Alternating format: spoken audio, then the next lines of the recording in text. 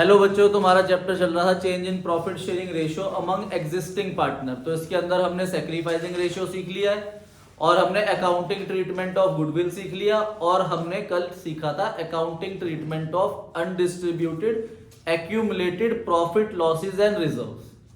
तो profit losses and जो reserves होते थे उन्हें हम किस रेशियो में डिस्ट्रीब्यूट करते थे? Old ratio. मैंने बताया था general reserve, contingency reserve, profit and loss का क्रेडिट बैलेंस या वो लाइबिलिटी साइड में गिवन है, वर्कमैन कंपनसेशन रिजर्व या इन्वेस्टमेंट फ्लक्चुएशन रिजर्व, ये सब हम किस रेशियो में डिस्ट्रीब्यूट करते हैं? Old ratio. तो आज हम इन दो रिजर्व के बारे में सीखेंगे, workman compensation reserve and investment fluctuation reserve. तो वर्कमैन कंपनसेशन रिजर्व देखो, जनरल रिजर्व कह रहा है जनरली कहीं पर भी यूज कर लो मुझे, ठीक है। कंटिजेंसी रिजर्व कह रहा है अगर कोई भी कंटिजेंसी आती है तो मुझे यूज कर लो। वर्कमैन कंपनसेशन रिजर्व क्या बोल रहा है कि वर्कर को कंपनसेट करने के लिए यूज करो। वर्कमैन कंपनसेशन रिजर्व बोल रहा है कि ये वर्कर्स को कंपनसेट करने के लिए यूज होगा। तो ये ना स्पेसिफिक रिजर्व होते हैं, जैसे इन्वेस्टमेंट फ्लक्चुएशन रिजर्व है तो ये भी इन्वेस्टमेंट की फ्लक्चुएशन के लिए बनाया गया। वर्कमैन कंपनसेशन रिजर्व वर्कर को कंपनसेट करने के लिए बनाया गया। इन्वेस्टमेंट फ्लक्चुएशन रिजर्व, इन्वेस्टमेंट एक एसेट होती है, अगर उसकी वैल्यू में फ्लक्चुएशन होगी। अच्छा, लॉस कब होगा? वैल्यू बढ़ने से लॉस होगा या वैल्यू कम होने से लॉस होगा? तो रिजर्व बनता है लॉस के लिए, तो अगर वैल्यू कम हुई इन्वेस्टमेंट की तो उसे यूज करा जाएगा। तो अपनी कॉपी में हेडिंग डाल लो वर्कमैन कंपनसेशन रिजर्व, ठीक है। वर्कमैन कंपनसेशन रिजर्व एक स्पेसिफिक रिजर्व है आपका, ठीक है, स्पेसिफिक रिजर्व है। वर्कमैन कंपनसेशन रिजर्व सीखेंगे हम सबसे पहले।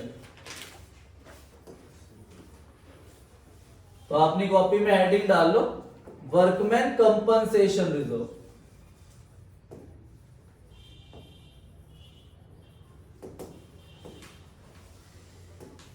तो ये जो वर्कमैन कंपनसेशन रिजर्व है ना, ये हमें, मैंने आपको बताया था जितने भी रिजर्व होते हैं बैलेंस शीट की लाइबिलिटी साइड में गिवन होते हैं। तो एग्जांपल को ध्यान समझना कि ए और बी पार्टनर्स हैं और रेशियो है इनकी 1:1। तो ये कौन सी रेशियो हुई? Old ratio. 1 अप्रैल 24 को डिसाइड करा कि अपनी रेशियो 3:2 कर लेंगे, तो ये कौन सी रेशियो हुई? New ratio. तो जिस दिन रेशियो चेंज होती है उस दिन हम जितने भी रिजर्व्स होते हैं उन्हें किस रेशियो में डिस्ट्रीब्यूट करते हैं? ओल्ड रेशियो में डिस्ट्रीब्यूट कर देते हैं। तो अब क्वेश्चन में बैलेंस शीट दे रखी है हमें 1 अप्रैल 2024, लाइबिलिटी साइड में हमें गिवन है वर्कमैन कंपनसेशन रिजर्व 50,000। तो ये 50,000 किस रेशियो में डिस्ट्रीब्यूट होना चाहिए? ओल्ड रेशियो में। पर अब इसमें क्लेम आ सकता है, मैंने बोला ना कि वर्कमैन कंपनसेशन रिजर्व कौन सा रिजर्व है? Specific reserve. इसका एक पर्पस है, जैसे अब केस 1 है, नो क्लेम नो इंफॉर्मेशन, मतलब इस 50,000 पे कोई क्लेम नहीं हुआ। तो ये किसका है? पार्टनर्स का। किस रेशियो मिलेगा उन्हें? तो पहली जर्नल एंट्री हो जाएगी आपकी workman compensation reserve account debit to A capital to B capital. इस 50,000 को हम ओल्ड रेशियो 1:1 में पार्टनर्स में डिस्ट्रीब्यूट कर देंगे। मैंने बताया था रिजर्व पार्टनर्स को मिलता है, तो पार्टनर्स क्या होंगे? क्रेडिट। ध्यान रखना, रिजर्व पार्टनर को मिलेगा तो पार्टनर्स कैपिटल अकाउंट क्या होंगे? क्रेडिट होंगे जर्नल एंट्री के ऊपर। अब जैसे मान लो क्लेम आ गया आपके पास 20,000, रिजर्व कितना है? 50, क्लेम कितना हो गया? 20, तो 20,000 हमने दे दिया क्लेम में, बचा कितना? तो वो 30,000 किसको मिलेगा? पार्टनर्स को। किस रेशियो में? ओल्ड रेशियो में। तो एंट्री क्या होगी? Workman compensation reserve account debit 50,000 to workman compensation claim 20,000 और टू ए और बी में बढ़ जाएगा बचा हुआ 30,000। ये 30,000 हमने ओल्ड रेशियो 1:1 में डिस्ट्रीब्यूट कर दिया 15,000। नोट करो ये दोनों केसेस। अब केस 3, केस 3 के अंदर देखना, जितना हमारा रिजर्व है ना वर्कमैन कंपनसेशन रिजर्व 50,000 है, तो इतना ही क्लेम हो गया, ठीक है। जितना रिजर्व था उतना ही क्लेम हो गया। तो 50,000 का आपके पास रिजर्व था और 50,000 का ही क्लेम हो गया, तो क्या कुछ बचा? नहीं बचा ना, तो पार्टनर्स को कुछ मिलेगा ही नहीं। तो वर्कमैन कंपनसेशन रिजर्व 50,000 है, टू वर्कमैन कंपनसेशन क्लेम 50,000। तो जितना रिजर्व था उतना ही क्लेम हो गया। अब लास्ट आओ, फोर्थ केस में ये सबसे इंपॉर्टेंट है, दोबारा देख लो भाई, आपके पास वर्कमैन कंपनसेशन रिजर्व 50,000 है। अब जो क्लेम होगा ना वो ज्यादा हो जाएगा, ठीक है। एक्चुअल में ना अभी हमें कोई लॉस नहीं हो रहा था भाई, 50,000 का रिजर्व था, कोई क्लेम नहीं हुआ, तो 50,000 रिजर्व हमने पार्टनर्स में डिस्ट्रीब्यूट कर दिया। 50,000 का रिजर्व था, क्लेम हो गया हमारे पास 20,000, तो 50,000 में से 20,000 क्लेम दे दिया, बाकी 30,000 हमने पार्टनर्स में डिस्ट्रीब्यूट कर दिया। फिर जो थर्ड केस था उसमें 50,000 रुपीज रिजर्व था और क्लेम भी 50,000 हो गया, तो हमें कोई लॉस नहीं हुआ। पर अब 50,000 रुपीज आपके पास रिजर्व है और क्लेम हो जाएगा 70,000, तो एक्चुअल में लॉस अब हुआ, वो भी कितने का, 20,000 का, क्योंकि 50,000 तक तो मैं बियर कर सकता हूं ना, उसके लिए मैंने तैयारी कर रखी थी। अगर 50,000 से ज्यादा का क्लेम हो जाएगा तब मुझे क्या होगा, लॉस, और वो लॉस भी कौन बियर करेगा, पार्टनर्स। किस रेशो में, और लॉस पार्टनर्स को डेबिट करते हैं, रिजर्व पार्टनर को क्रेडिट करते हैं। देखो रिजर्व पार्टनर को मिल रहा है ना, तो पार्टनर क्रेडिट में आ रहे हैं, ठीक है। पर जो लॉस होगा वो लॉस पार्टनर्स को कहां लेकर चला जाएगा, डेबिट साइड में, ठीक है। तो केस नंबर 4 के अंदर हमारे पास क्लेम हो गया 70,000 का, तो वर्कमैन कंपनसेशन रिजर्व हमारे पास 50,000 है, पर वर्कमैन कंपनसेशन क्लेम हो गया 70,000, तो रीवैल्यूएशन अकाउंट डेबिट के नाम से लिखा जाएगा लॉस 20,000 रुपए। तो ये लॉस है आपका 20,000 रुपए, ठीक है भाई। तो लॉस को हमें किस नाम से लिखना है, रीवैल्यूएशन अकाउंट, और फिर ये लॉस किस में डिस्ट्रीब्यूट होगा, पार्टनर्स में। तो A debit B debit to revaluation, ये हमने रीवैल्यूएशन का लॉस जो है इसे रिटर्न ऑफ करा, किस रेशो में, ओल्ड रेशो 1:1। तो revaluation loss return of between partners in old ratio 1:1। Note कर लो इसे। तो अपनी कॉपी में हेडिंग डाल लो, इन्वेस्टमेंट फ्लक्चुएशन रिजर्व। तो इन्वेस्टमेंट फ्लक्चुएशन रिजर्व भी आपका एक स्पेसिफिक रिजर्व है, ठीक है भाई। तो इन्वेस्टमेंट फ्लक्चुएशन रिजर्व भी आपका स्पेसिफिक रिजर्व है, बस ध्यान रखना है कि इसमें हम इन्वेस्टमेंट की वैल्यू को देखेंगे। जैसे एग्जांपल है, एक्स और वाई पार्टनर्स है, रेशो दे रखी है 3:2, तो ये इनकी कौन सी रेशो हो गई। अब इन्होंने 1 अप्रैल 24 को डिसाइड करा कि न्यू रेशो 1:1 रख देंगे, तो ये इनकी न्यू रेशो होगी। Old ratio 3:2, new ratio 1:1। Clear है। अब हमें बैलेंस शीट दे रखी है 1 अप्रैल 24 की, जिस दिन इन्होंने अपनी रेशो चेंज करी, तो उस दिन हम देखेंगे हमारे पास लाइबिलिटी साइड में इन्वेस्टमेंट फ्लक्चुएशन रिजर्व है, ये मैंने शॉर्ट फॉर्म लिखी हुई 20,000 रुपए। और इधर अगर इन्वेस्टमेंट फ्लक्चुएशन रिजर्व आपको लाइबिलिटी साइड में गिवन है ना, तो 100% एसेट साइड में इन्वेस्टमेंट भी जरूर होगी। ऐसा हो सकता है कि इधर इन्वेस्टमेंट है, इधर आईएफआर नहीं है, पर ऐसा नहीं हो सकता कि इधर इन्वेस्टमेंट फ्लक्चुएशन रिजर्व दे रखा है पर इधर इन्वेस्टमेंट नहीं है, ऐसा नहीं हो सकता। तो अगर इन्वेस्टमेंट फ्लक्चुएशन रिजर्व है तो इन्वेस्टमेंट भी है। तो जो बैलेंस शीट के अंदर इन्वेस्टमेंट की वैल्यू ये 1 लाख दे रखी है ना, इस वैल्यू को बुक वैल्यू बोलते हैं। कौन सी वैल्यू, बुक वैल्यू। जो बैलेंस शीट के अंदर वैल्यू होती है उसे बुक वैल्यू बोलते हैं, ठीक है। इन्वेस्टमेंट का मतलब आप सबको बताया कि भाई एक पार्टनरशिप फर्म है, उनके पास एक्स्ट्रा फंड है, एक्स्ट्रा पैसा रखा हुआ है, तो वो पैसा उन्होंने कहीं पर इन्वेस्ट कर दिया, किसी बैंक में इन्वेस्ट कर दिया, किसी कंपनी के शेयर्स में इन्वेस्ट कर दिया, तो उसे इन्वेस्टमेंट बोलते हैं। तो इन्वेस्टमेंट जो कंपनी के शेयर्स होते हैं ना, उनकी रोज मार्केट वैल्यू बढ़ती और कम होती रहती है। तो अगर वो मार्केट वैल्यू बढ़ गई तो हमें क्या होगा, प्रॉफिट, और अगर वो मार्केट वैल्यू कम हो गई तो हमें क्या होगा, और अगर कोई चेंज नहीं हुआ तो नो प्रॉफिट नो लॉस। तो जैसे पहला केस है, market value of investment is not given, या कोई इंफॉर्मेशन नहीं है, तो इसका मतलब इन्वेस्टमेंट की वैल्यू 1 लाख की 1 लाख ही रही, तो कितना रिजर्व है, 20,000। किस में डिस्ट्रीब्यूट होगा, पार्टनर्स में। किस रेशो में, तो पार्टनर्स क्रेडिट हो जाएंगे। तो पहली एंट्री ये हो जाएगी, investment fluctuation reserve account debit 20,000 to X capital to Y capital, old ratio 3:2 में आपने इसे डिस्ट्रीब्यूट कर दिया, ठीक है। सेम जैसे वर्कमैन कंपनसेशन रिजर्व के अंदर था। अब आपकी मार्केट वैल्यू इन्वेस्टमेंट की दूसरे केस में 95,000 हो गई। देखो यहां पर मार्केट वैल्यू कितनी है, 1 लाख, यहां पर कितनी हो गई 95,000। तो वैल्यू इंक्रीज हुई डिक्रीज हुई? डिक्रीज हुई ना, तो कितने का लॉस हुआ? लॉस नहीं हुआ। लॉस तो तब होगा अगर इस रिजर्व से भी ज्यादा गिर जाए। मान लो यहां पे वैल्यू गिर जाती 70,000 और हमारे पास रिजर्व कितना है 20,000, तब हमें लॉस होता 10,000। यहां पर कोई लॉस नहीं है, अभी हमारे पास प्रॉपर सफिशिएंट रिजर्व पड़ा है। तो 20,000 का रिजर्व है, यहां पर मार्केट वैल्यू 5,000 से डिक्रीज हुई, तो 20,000 में से 5,000 रुपीज इन्वेस्टमेंट में चले गए। अभी भी हमारे पास कितने बचे हैं 15,000। वो 15,000 हम ओल्ड रेशियो 3:2 में पार्टनर्स में क्या कर देंगे डिस्ट्रीब्यूट, 3:2 में डिस्ट्रीब्यूट कर देंगे 15,000 को, 9,000 और 6,000। ठीक है, नोट कर लो इसे। अब थर्ड केस देखो, थर्ड केस के अंदर आपकी मार्केट वैल्यू ज्यादा डिक्रीज हो जाएगी। यहां पर बुक वैल्यू 1 लाख है और जो आपकी मार्केट वैल्यू है, मार्केट वैल्यू 75,000 हो गई। देखो हमारे पास रिजर्व है 20,000 और जो वैल्यू डिक्रीज हुई वो हुई 25,000, है ना। 1 लाख थी इन्वेस्टमेंट की वैल्यू और 1 लाख से 75,000 हो गई, तो कितना लॉस हुआ? नहीं, सिर्फ 5,000 का लॉस हुआ, क्योंकि 20,000 तो हमारे पास क्या है रिजर्व। 20,000 तो हमारे पास रिजर्व पड़ा है ना, इन्वेस्टमेंट फ्लक्चुएशन रिजर्व 20,000, और इन्वेस्टमेंट में लॉस हुआ, टोटल वैल्यू जो डिक्रीज हुई वो 25,000 हुई।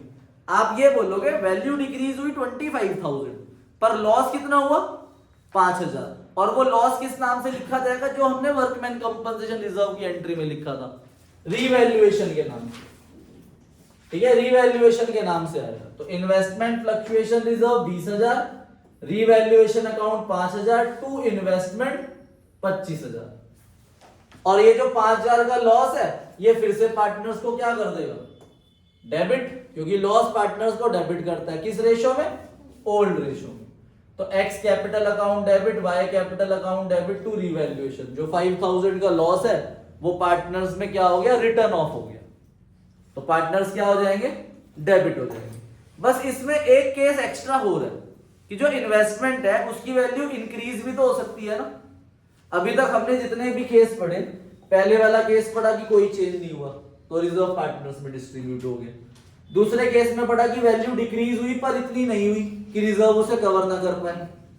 तीसरे केस के अंदर भी वैल्यू डिक्रीज हुई 75,000, ये रिजर्व से ज्यादा डिक्रीज हो गई। पर अब जो लास्ट केस है 4, इसमें इन्वेस्टमेंट की वैल्यू इंक्रीज हो जाएगी। तो जब इंक्रीज होगी तो उसके लिए तो रिजर्व यूज होगा नहीं, फिर से रिजर्व बच जाएगा हमारे पास। वो रिजर्व किस में डिस्ट्रीब्यूट होगा, पार्टनर्स में। किस रेशो में, ओल्ड रेशो में। पर यहां पर हमें 10,000 का और भी फायदा हो जाएगा, क्योंकि 1 लाख से वैल्यू 1,10,000 हो गई, तो हमें 10,000 का प्रॉफिट भी हुआ, और वो 10,000 का प्रॉफिट भी रिवैल्यूएशन में जाएगा। ठीक है, तो इन्वेस्टमेंट फ्लक्चुएशन रिजर्व 20,000, ये एक्स और वाई में डिस्ट्रीब्यूट कर दिया हमने ओल्ड रेशो में। फिर जो हमें 10,000 का प्रॉफिट हुआ इन्वेस्टमेंट में, वो इन्वेस्टमेंट की वैल्यू 10,000 से इंक्रीज हो गई टू रिवैल्यूएशन 10,000, और ये 10,000 का प्रॉफिट भी किस में डिस्ट्रीब्यूट हो गया, पार्टनर्स में। किस रेशो में, ओल्ड रेशो 3:2 में। तो अगर वैल्यू इंक्रीज होगी तो इस केस में आपकी 3 एंट्रियां होंगी। ठीक है, आई बात समझ में। तो वैल्यू इंक्रीज वाला केस भी बड़ा इंपॉर्टेंट है, इसे नोट कर लो ध्यान से अपनी नोटबुक में। देखो भाई, अभी तक हमने क्या पढ़ा है, जितने भी रिजर्व्स है वो रिजर्व्स किस रेशो में डिस्ट्रीब्यूट हो रहे हैं, ओल्ड रेशो में। जितने भी लॉसेस है वो किस रेशो में राइट ऑफ हो रहे हैं, ओल्ड रेशो में। रिजर्व्स पार्टनर को मिलते हैं तो पार्टनर्स क्या हो जाते हैं, क्रेडिट। लॉसेस पार्टनर से लिए जाते हैं तो पार्टनर्स क्या हो जाते हैं, डेबिट। अब हम पढ़ेंगे, क्वेश्चन आपको स्पेसिफिकली बताएगा। ठीक है, if question specifically said accumulated undistributed profit losses and reserves is not to be distribute, कि आपको रिजर्व को डिस्ट्रीब्यूट नहीं करना। जैसे अभी हमने ये एग्जांपल पढ़ा, हमारे पास इन्वेस्टमेंट फ्लक्चुएशन रिजर्व है ना 20,000, क्या क्वेश्चन में लिखा है कि इसे डिस्ट्रीब्यूट मत करो, नहीं ना। क्या ये लिखा है कि इसे डिस्ट्रीब्यूट करो, ये भी नहीं लिखा, और ना ये लिखा है कि इसे डिस्ट्रीब्यूट मत करो। तो हमने अपने आप ही इसे डिस्ट्रीब्यूट करा, किस रेशो में, ओल्ड रेशो में। अगर क्वेश्चन कुछ नहीं कह रहा, क्वेश्चन में रिजर्व दे रखा है और वो कह ही नहीं रहा कि इसे डिस्ट्रीब्यूट करो नहीं करो, तो इसका मतलब उसे डिस्ट्रीब्यूट करना है और उसे हम डिस्ट्रीब्यूट कर देते थे किस रेशो में, ओल्ड रेशो में।